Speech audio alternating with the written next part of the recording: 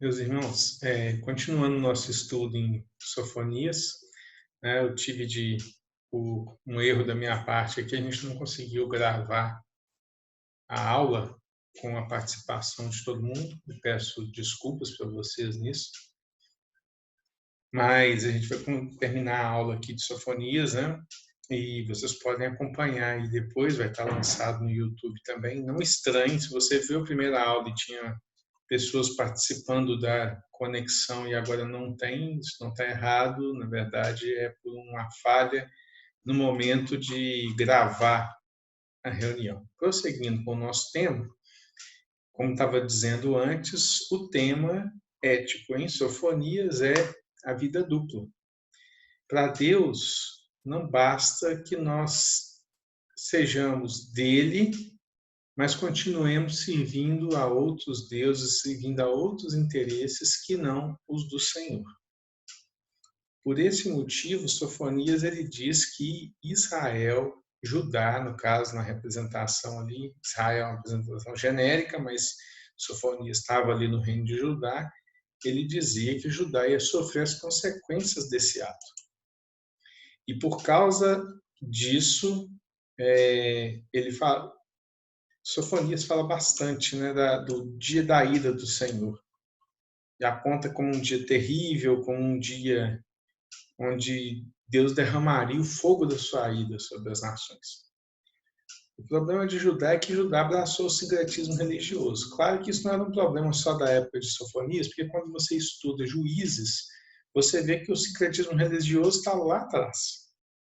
Israel não cumpriu a meta que Deus colocou, que era de eliminar as nações que viviam ali na região de Canaã, e, pelo contrário, eles passaram a preservar aquele povo, usar como escravos, ou simplesmente deixaram eles lá e prosseguiram ali com o pedaço que eles conseguiram conquistar. Em vista disso, lá em Juízes mesmo, o próprio Deus fala que Israel, por causa disso, vai sofrer as consequências. E sofreu durante todo o período dos juízes, durante todo o período dos reis, até a fatídica queda perante a Babilônia.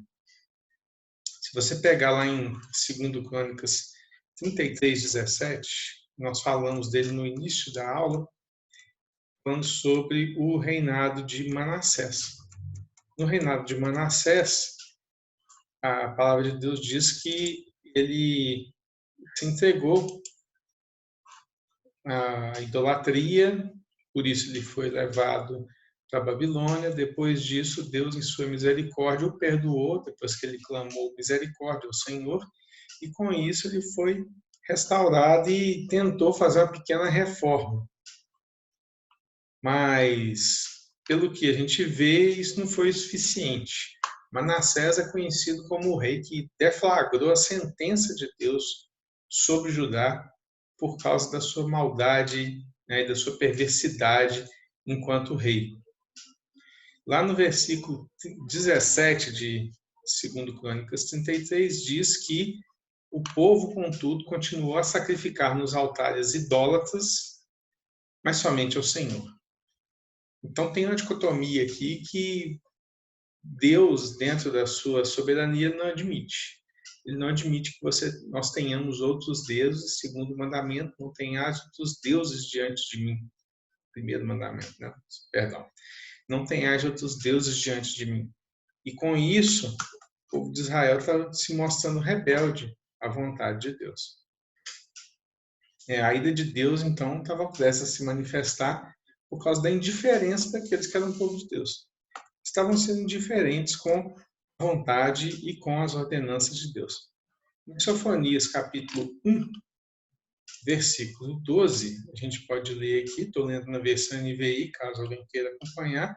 Naquele tempo, vasculharei Jerusalém com lanternas e castigarei aqueles que estão apegados à borra do vinho e dizem no seu coração, o Senhor não faz bem, nem faz mal.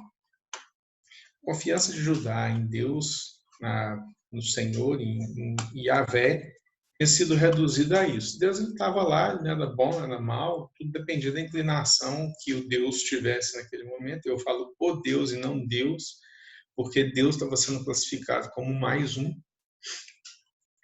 E com isso, o que acontece é que começou a ter essa prática realmente de sincretismo religioso.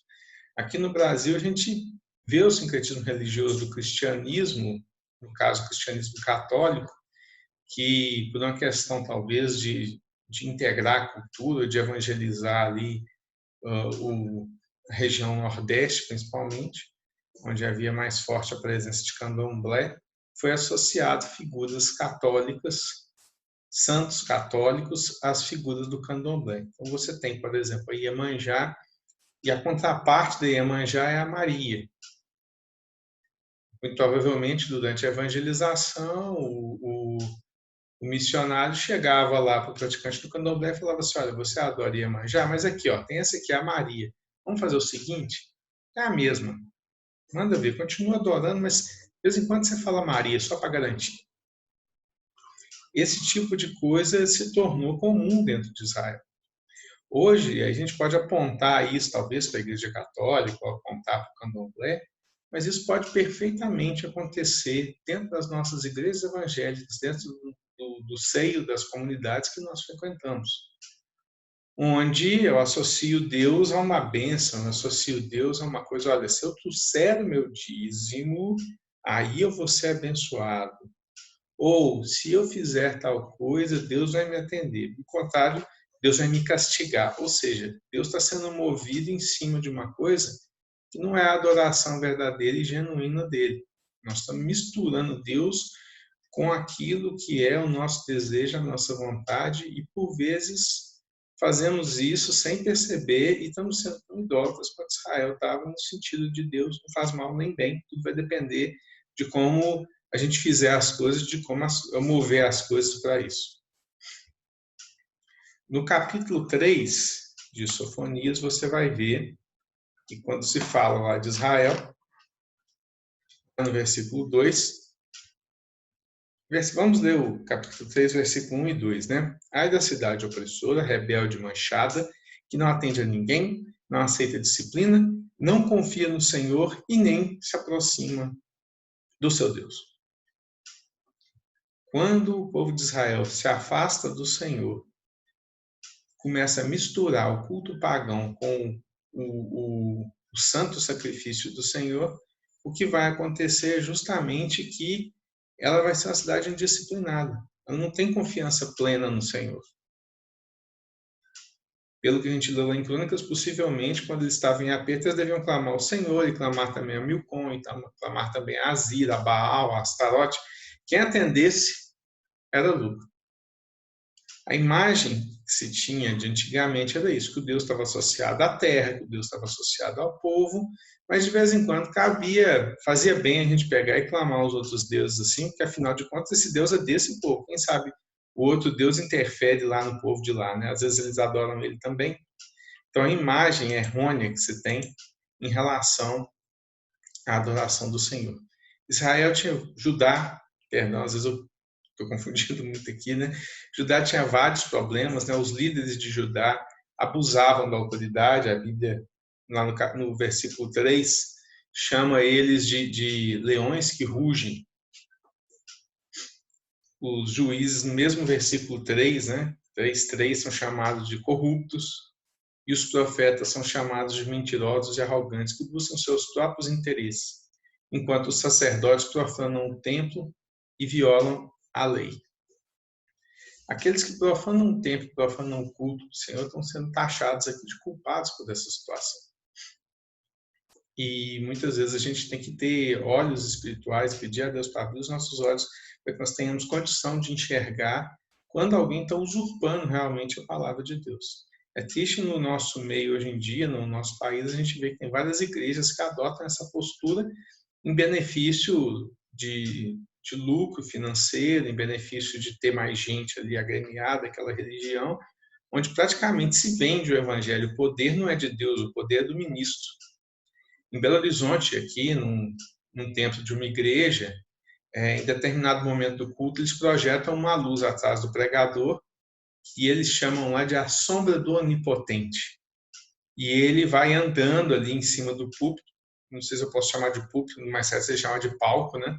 Mas ele anda ali e a sombra vai passando pelas pessoas e, segundo diz o pregador, a sombra de quem passar vai ser curado, com base aí nos textos que falam lá da sombra de Paulo, né, das pessoas colocarem as pessoas à sombra dele, ou de Pedro também acontece, para que eles fossem curados.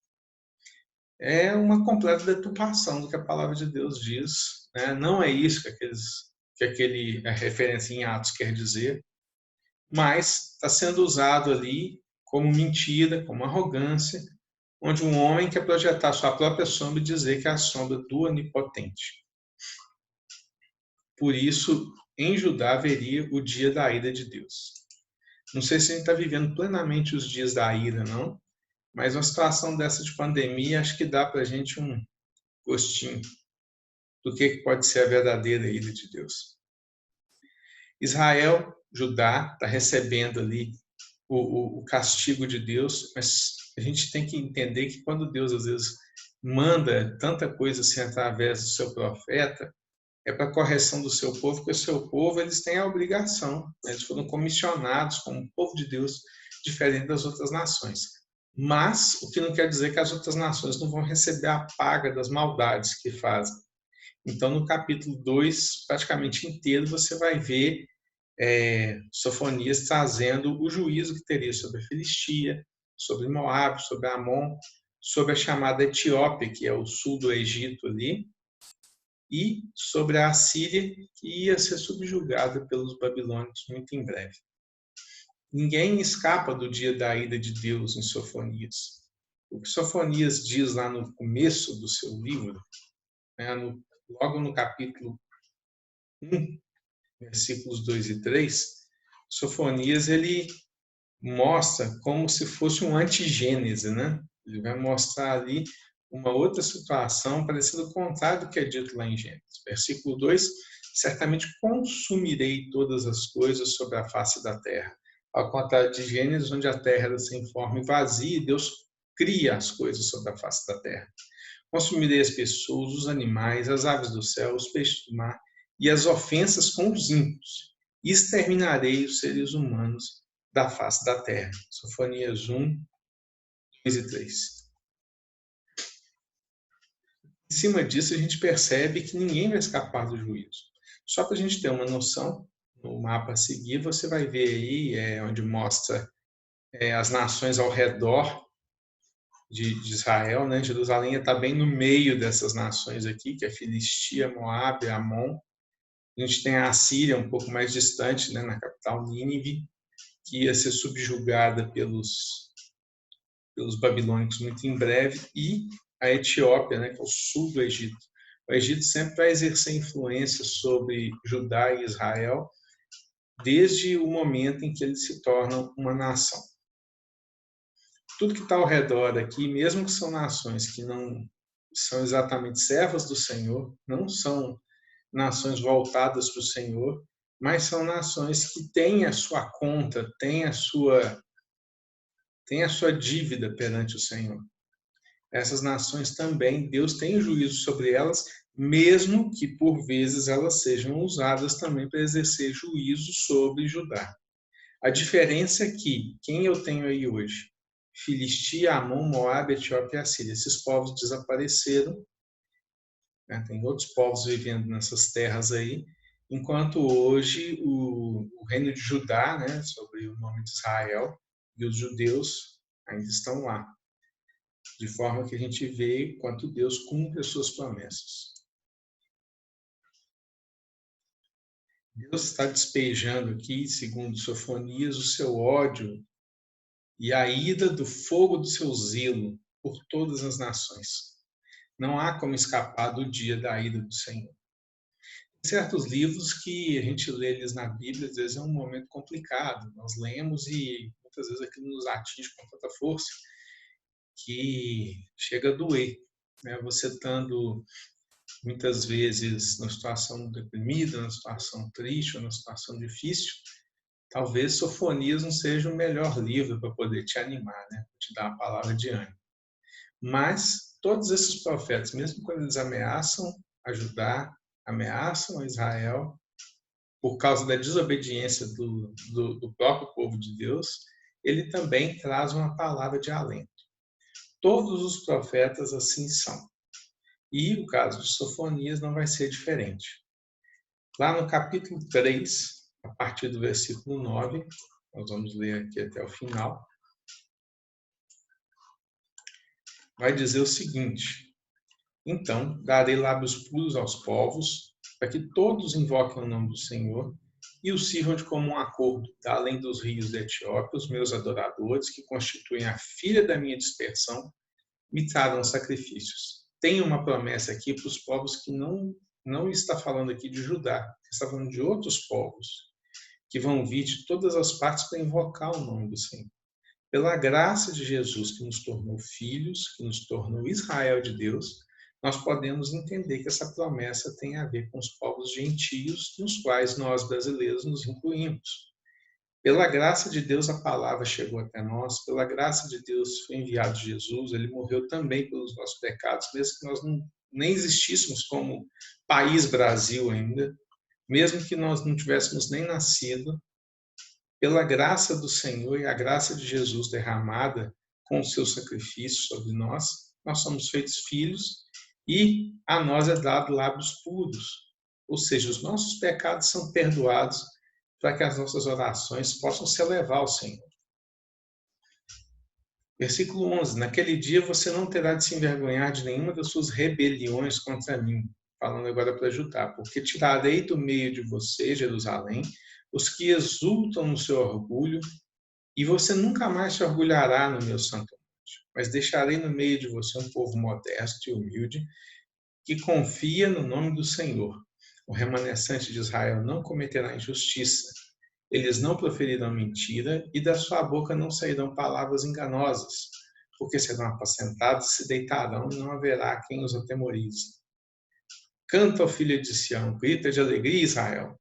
Alegre-se e exulte de todo o coração, ó filha de Jerusalém. O Senhor retirou as sentenças que eram contra você e afastou os seus inimigos. O rei de Israel, o Senhor, está no meio de você e você não precisa temer mal algum. Vemos aqui que mesmo no momento onde Deus está invocando sobre os seus ali o castigo, a ira, castigo esse em vista dos pecados, não é um castigo gratuito, não é porque Deus é um Deus furioso, não é porque o Deus do Antigo Testamento é diferente do Novo Testamento, porque não é, nós estamos falando do mesmo Deus. Mas, uma coisa que a Bíblia nos ensina é que nossas ações têm consequências. E essa é uma das consequências que eles estão colhendo. Neles colherem essas consequências, Deus, mesmo deixando que eles sofram por isso, porque o povo vai sofrer, Jerusalém inevitavelmente vai ser destruído, o destino de Jerusalém é inexorável, mesmo com tudo isso, não vai ser suficiente, né, para desaparecer o povo de Deus. Deus vai guardar o seu remanescente, não só guardar, como também vai trazer outras nações que vão olhar para Sião, que vão estar vendo a Jerusalém. Quando a gente fala de Jerusalém, nós não precisamos pensar na cidade de Jerusalém lá, que tem Jerusalém Oriental, Ocidental, Tel Aviv ou a terra de Israel, propriamente dito. A Nova Jerusalém está no coração do homem. Ela é uma antivisão do destino eterno de todos nós, aqueles que confiam no Senhor. Então, mesmo que eu não tenha nunca tenha pisado em solo israelense, em solo de Jerusalém, eu, pela graça de Deus, olho para Jerusalém. Olho no sentido de olhar para o Senhor, de colocar nossa confiança no Senhor, porque Ele purificou os nossos lábios, Ele purificou os meus lábios, para que eu pudesse ser chamado de filho, de servo e de Israel de Deus. Para a gente finalizar, vamos pegar lá também a partir do versículo 18, que diz: congregarei os que estão entristecidos por acharem-se afastados das festas solenes, estes que são do seu meio, sobre os quais afrontam. Eis que naquele tempo agirei contra todos os que afligem, salvarei os que cocheiam, recolherei os que foram expulsos, farei deles um louvor e um nome em toda a terra em que foram envergonhados.